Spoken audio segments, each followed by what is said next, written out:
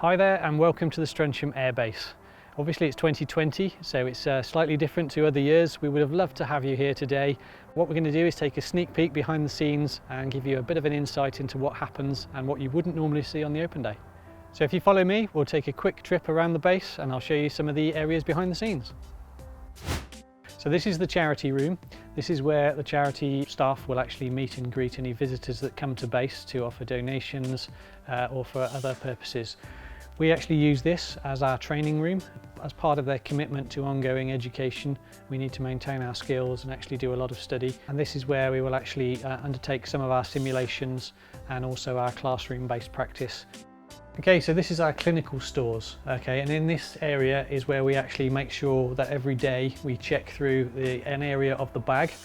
You can actually see here, this is our standard kit list for our equipment, and this is checked on a daily basis. With each day we will check a particular area of the bag so that it gets checked once a week, or at least as long as it's used. So this is our clinical equipment area.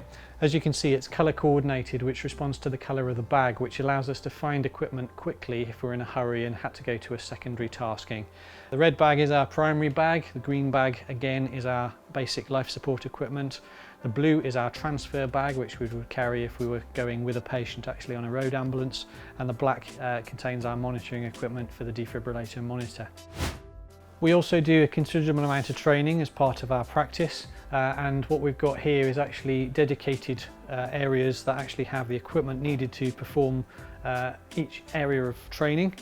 We also have a spare set of training equipment bags as well, which are kitted in exactly the same way as the primary aircraft bags, and that allows us to actually train using the right equipment so that we know exactly where each piece of equipment is so that we can find it in a hurry when we're actually at a real incident.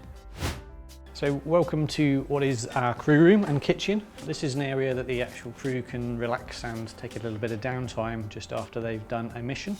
Obviously quite an important place, and it's actually at the centre of the building, and it's great in the fact that we can actually isolate it off from the rest of the building so that if there is a charity function going on, the aircrew have still got a little bit of downtime where they can actually regroup and feed themselves after every mission. So this is the main office, and this is where we also do the morning briefing. So it's really important that we find out what the weather is for each day, which allows us to know where we can actually head to. It's also important that we know about anything that will affect the safety of the aviation element. So we will find out about any cranes that are in the local area, any helipads that are shut, and we'll also find about any sort of captive balloons or things that are used for marketing purposes, which could actually pose a flight safety hazard. And that concludes the tour inside, so if you come out now, we'll take you and show you where the hangar is. This is where the aircraft maintenance happens and where it's stored at night time. To my right here we've got the Heli Lift, which is the device that actually takes the helicopter in and out of the hangar. So now you've seen where the helicopter goes at night. The last thing to show you really is the outside area that actually we've got space for 2 cars here at Strensham because we run the Worcester Critical Care car from here, and we also have another response vehicle just in case that the weather is poor or the aircraft is offline for any maintenance reasons, and that is kept around the back here actually under cover. So this response car allows us to continue and provide exactly the same cover that we normally do, but obviously if the weather is bad or if we're unable to fly for any reasons, this allows us to deliver the same level of care but just takes a little bit longer to get there than the aircraft. So thank you for coming to the 2020 virtual open day. We're sorry we couldn't greet you ourselves in person. Hopefully we'll be back again next year.